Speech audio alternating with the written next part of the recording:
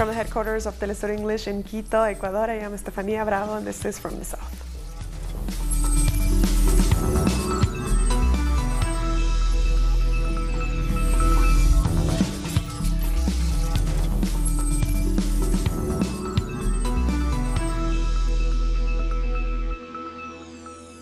A caravan of migrants heading to the United States from Honduras says no threats can stop them.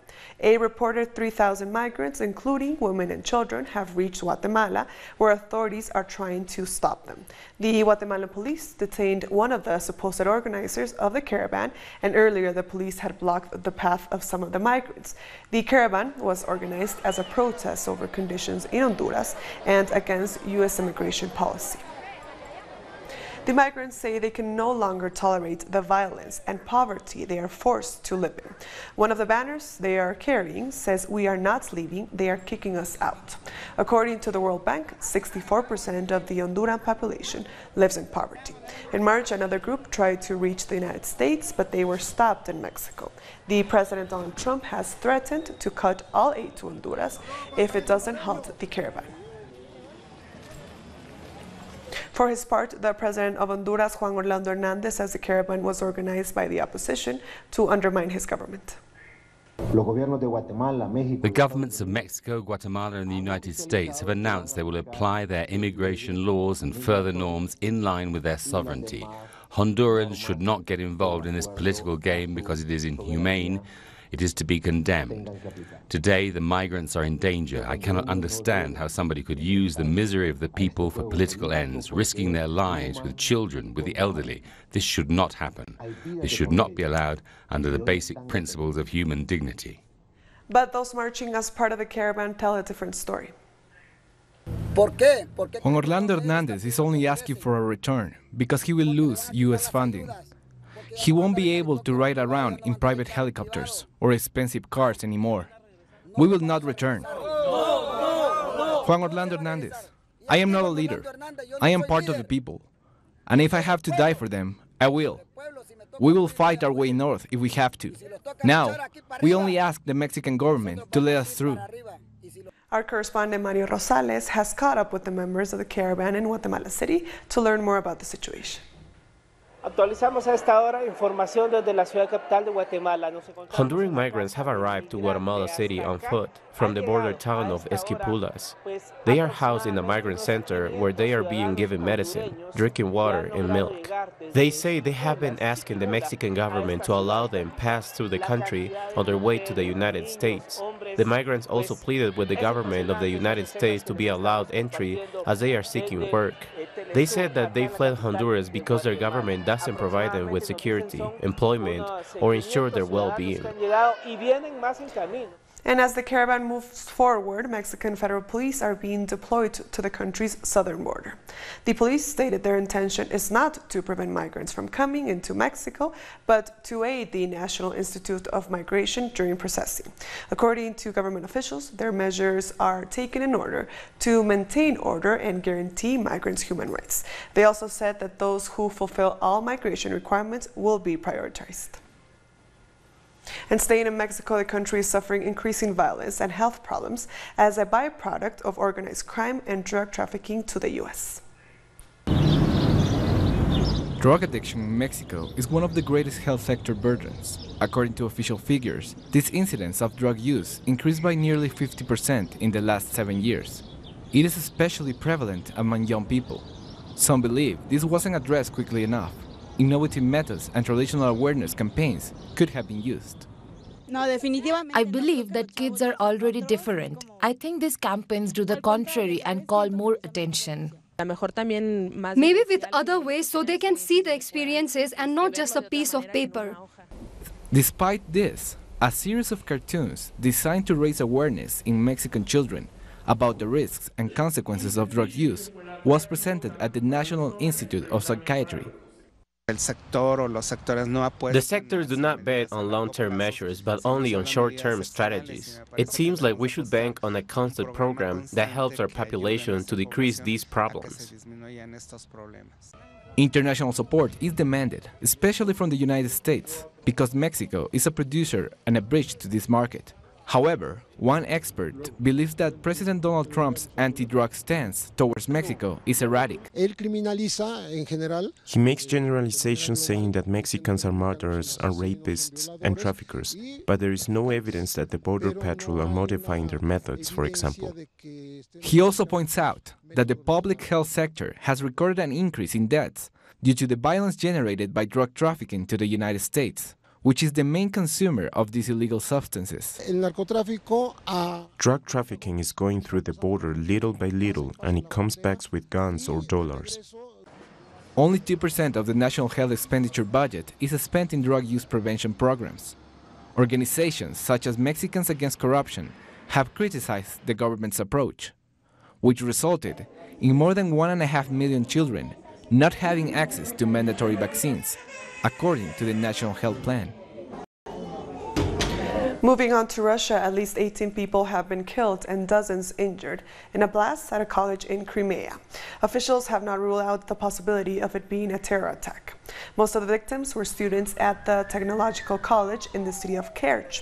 According to the Russian National Anti-Terrorist Committee, the blast was allegedly caused by an unidentified explosive device. They also said at least one attacker set off a bomb in the cafeteria and went through the building shooting at random.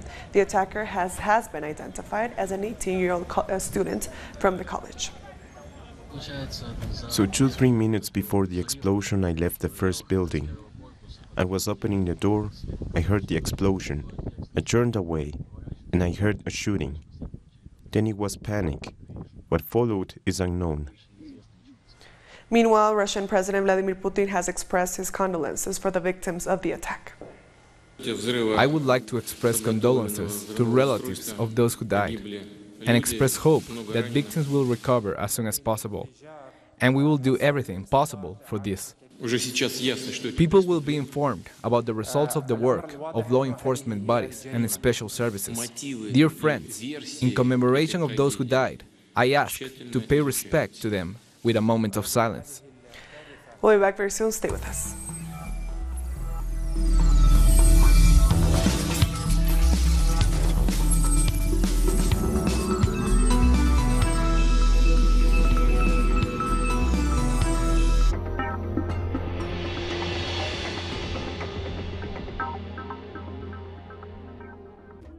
An occasion to enjoy the cultural diversity that defines our South American essence. Come along to find out the story behind these personalities, traditions, and artistic expressions that unite us as a whole. Real Lives, Friday, only on Telesur.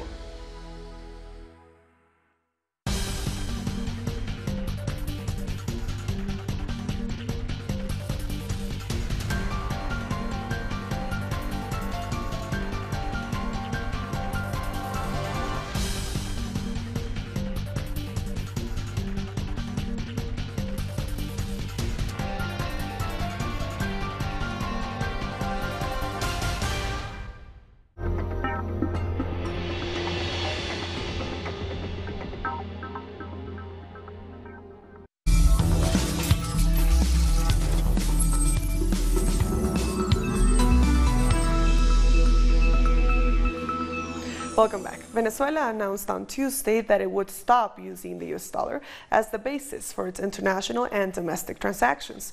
Instead, it will use other currencies like the euro and the yuan. Our correspondent in Caracas, Luis Tavera, explains. The government in Venezuela is developing its strategy to combat what it calls a financial war organized by the United States. The minister in charge of the economic area, Tarek El-Aissami, announced new policies for the use of convertible currencies like the euro and the yuan, and a move away from the US dollar. He said that the dollar has been part of Venezuela's international transactions, but the financial blockade imposed on Venezuela has made it more difficult to implement the government's economic recovery plan. This plan that started almost 2 months ago with the introduction of the new currency, the sovereign bolivar. Al-Aissami said this would be part of a new strategy strategy to stop using the dollar and allow the government to implement all the different components of the economic plan, which aims to overcome the impact of the economic war on the Venezuelan people. We thank Luis Tavera for that report, and staying in Venezuela, a new flight has arrived in capital city Caracas, bringing back Venezuelans as part of President Nicolás Maduro's return to the homeland plan. 94 of them arrived on Tuesday in the 7th flight chartered by the Bolivarian government. Over 600 Venezuelans have come back so far from Peru. Venezuelan migrants have spoken out about the discrimination faced in countries like Peru, Brazil, Colombia, and Ecuador. This young Venezuelan mother worked for 3 months in a hotel in Chimbote in northern Peru, where she barely got paid for 14 hours of work per day. No free Sundays and no holidays. When she called for better conditions, she was fired. We slept for 2 nights in a plaza with a little girl on the streets, and no one helped us. Nobody. Not even for her. And do you know what it's like to spend the night in the street? Horrible. The cold, the fear. She's just one of the 94 Venezuelans who's taking the 7th flight back from Peru on the Return to the Homeland program. She wants to close this bitter period of her life when she was a victim of labor exploitation and of sexual harassment. The worst was when she tried to cross the border between Peru and Chile without her child's documents. I was approached by a policeman. I told him my story because since I saw him in his uniform, I thought he seemed like a serious person. I told him what happened to me, and he told me that he would let me pass if I slept with him. I kept looking at him and talked to the supervisor, and he told me that I was crazy, that it was all a lie, and they didn't believe me. Among those taking this flight are 7 pregnant women, 27 children, and 18 people with serious illnesses. I was late for my rent payment by a week and I was evicted. I was kicked out without a penny. The guarantee I had paid, 400 soles. Where I had been the last days, living on the street. What they all have in common is that they all decided to return to Venezuela. They once believed that Peru was the country of opportunities for all. And although they met many Peruvians who helped them along their way, the lack of employment, housing access, and access to basic services brought them to value the homeland they had left.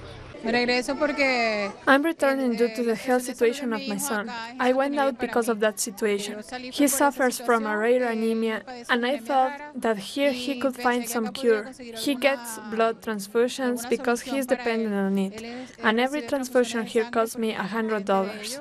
So far, 8,410 Venezuelans have participated in the Return to the Homeland program. 658 of them returned from Peru, a country where there are more than 2,000 families registered waiting for their return to Venezuela. Moving on, 2 Peruvian journalists are being sued for defamation by an archbishop whom they accuse of taking part in sexual abuse cover-up. The journalists Paola Ugas and Pedro Salinas, both of whom investigated the abuses, have been sued by the Archbishop of Piura. They have been issued a notice from the court and have to respond within 5 days. If found guilty, they could face up to 3 years in prison and a $60,000 fine. This is a reprisal. This is vengeance from one of the members of the elite Catholic society against the 2 journalists that investigated and uncovered this Pandora's box. Archbishop Eguren's attitude in terms of his peers in the church is contradictory and really striking, because doing this is clearly going against what Pope Francis has proposed. Federal police in Brazil are seeking to indict President Michel Temer on corruption charges. The police have requested that 11 others be investigated for money laundering. Authorities say there is no enough evidence against the accused, including the president. A Citizens Alliance in Brazil managed to remove links to a number of fake news articles from content from various social media sites. Supporters of far-right presidential candidate Jair Bolsonaro are accused of spreading those false stories to damage his political opponent's campaign. The Supreme Electoral Court has ruled that fake news shared on social media by Carlos Bolsonaro, son of one of Brazil's presidential candidates, be scrubbed from social media. Workers' Party candidate Fernando Haddad welcomed the court's decision. This was a years-long battle that we finally managed to win, and I can only hope the press will spread this news, just like their lies were spread to people who didn't know better. Amid the wave of fake news about Fernando Haddad being spread on social media platforms such as WhatsApp, Jair Bolsonaro has refused to take part in any electoral debate, to even explain his government plan. In the latest polls, Bolsonaro's approval rating continues to rise as Haddad's drops. What is at play here is the very fight for our rights, of choosing our leaders. We have 10 days to turn things around, to show the Brazilian people who Jair Bolsonaro really is, to unmask him once and for all. A 15-person team from digital strategy agency AM4 is responsible for spreading Bolsonaro-related content in over 1,500 WhatsApp groups, which is then spread further by members of those groups. On top of this, Bolsonaro is also shielded from any media scrutiny, thanks to the support of Record TV, the second largest TV channel in Brazil. People opposing totalitarianism are ready to stand against media corporations. We must reach out to the people to clarify what's really happening in our country. We must unmask the underground lies that are affecting these elections. We must unmask the candidate who positions himself as a savior but is actually a violent, lying coward. He's not the person who should lead Brazil. Outside of the virtual world and TV screens, protesters take to the streets under the LA Now slogan. In these same streets, artists have paid homage to the message of Pink Floyd frontman Roger Waters, who recently warned Brazilians about the risks of neo-fascism. The wall represents a division amongst ourselves that causes us to quarrel and turn on each other. The powers that be are influencing division in society. Fake news and media manipulation are leading common citizens to fight with their own neighbors. By request of Rosa Weber, president of the Supreme Electoral Court, representatives from the Workers' Party and the Social Liberal Party were called to a meeting to discuss these issues. But at the last minute, Bolsonaro's committee asked for it to be postponed. Cuban diplomats condemned the U.S. blockade during a heated United Nations meeting on Tuesday. Shouting Cuba yes, blockade no, the diplomats say the United States is using the UN to launch a campaign against the island. The meeting was held by the UN Economic and Social Council under the demands of the United States. Cuban diplomats consider this to be a violation of the organization's rules and charter. They shouted and banged on their desk in protest. Cuba condemns and rejects this new anti-Cuban action by the United States government. This constitutes an outrage for our sovereignty, and it does not respect our right to self-determination. This is not only an attack to our sovereign country, but also an attack to the principle of multilateralism and the UN basic norms. Jamaica is moving forward with plans to mainstream renewable energy as part of its energy mix. Prime Minister Holmes says his office has received solar panels sourced through a partnership between National Energy Solutions Limited, the Petroleum Corporation of Jamaica, the NGO Solar Head of State, and Clinton Foundation. We'll be back very soon. Stay with us.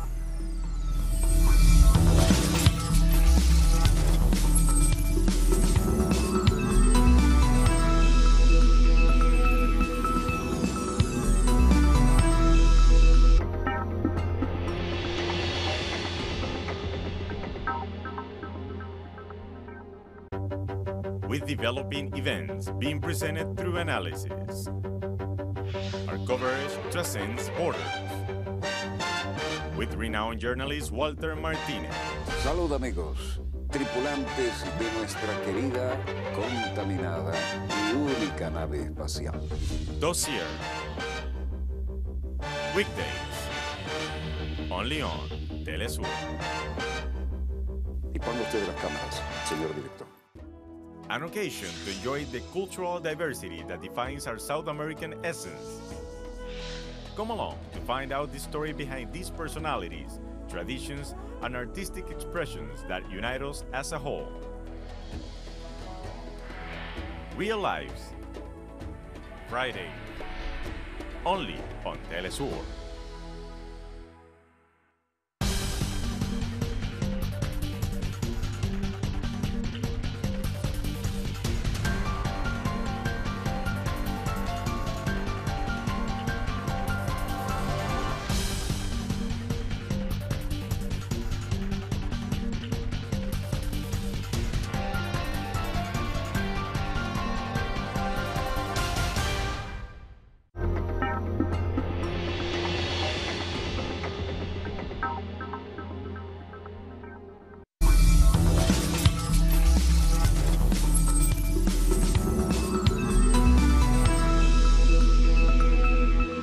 Welcome back. United States Secretary of State Mike Pompeo has met with Turkish President Recep Tayyip Erdogan in Ankara to talk about the missing of Saudi journalist Jamal Khashoggi.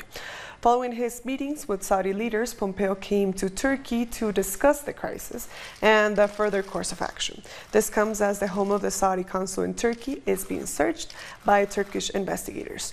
Turkish media published new allegations citing that Khashoggi was dismembered by a Saudi assassination squad that could be linked to the Saudi crown prince. President Donald Trump also announced that investigation results can be expected by the end of the week. Zimbabwe's Finance Minister Mithuli Ncube confirmed the government has made a significant progress to privatize state-owned companies. However, the country's labor movement says privatizing public sector companies and laying off workers will not solve the ailing economy. Competent personnel should be appointed instead, they say. The movement also warned that workers won't sit idle while the government destroys their lives. Hundreds of workers at South African arms manufacturing company Denel have gone on strike over a pay dispute. The strike comes in the wake of a statement by the company that it would be able to pay salaries this month, but salaries for November and other allowances are not guaranteed. Denel produces military equipment for South Africa's army and foreign forces. An Afghan lawmaker contesting this week's parliamentary elections has been killed in a bomb attack.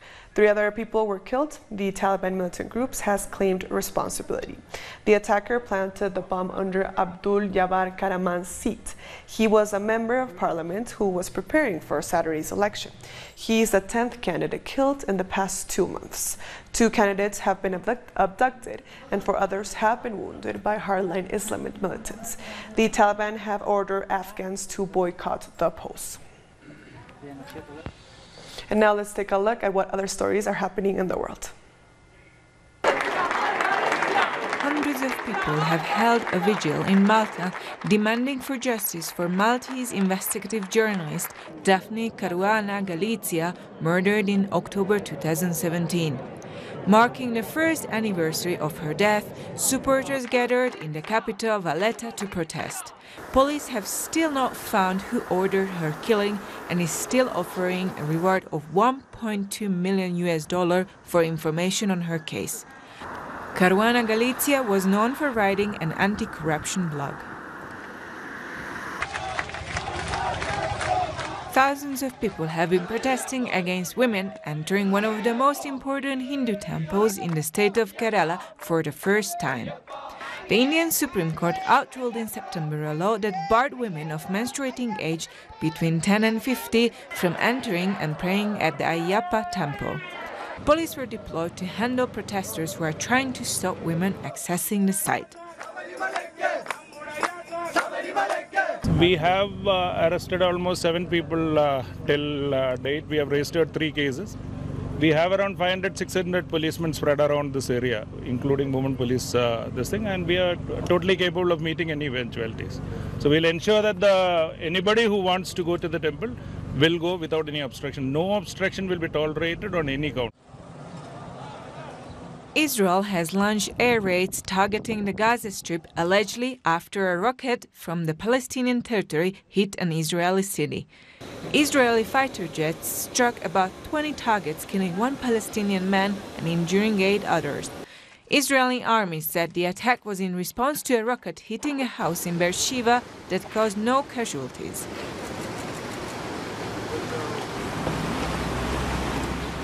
Author Anna Burns has become the first Northern Irish writer and the first woman since 2013 to win Britain's renowned Man Booker Prize for her novel Milkman. Burns lives in England but grew up in the area of Belfast, one of the worst hit by the Troubles.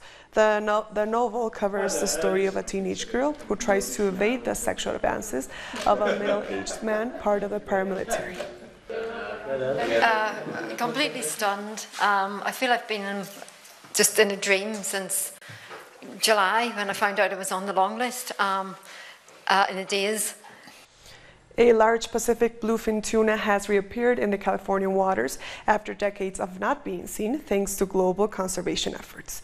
Overfishing has caused a serious decline in the bluefin tuna population, but scientists have started to see a rise in numbers as a result of international measures.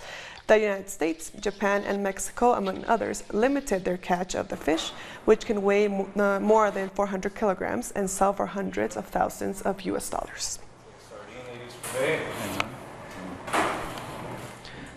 Russian wakeboarder Nikita Martinov has taken extreme sports to a new peak when he rode across icebergs in Greenland.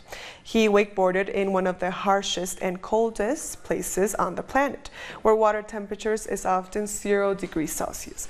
His original vessel for the ride broke down, but his crew managed to get a 60-year-old wooden research boat for the new adventure.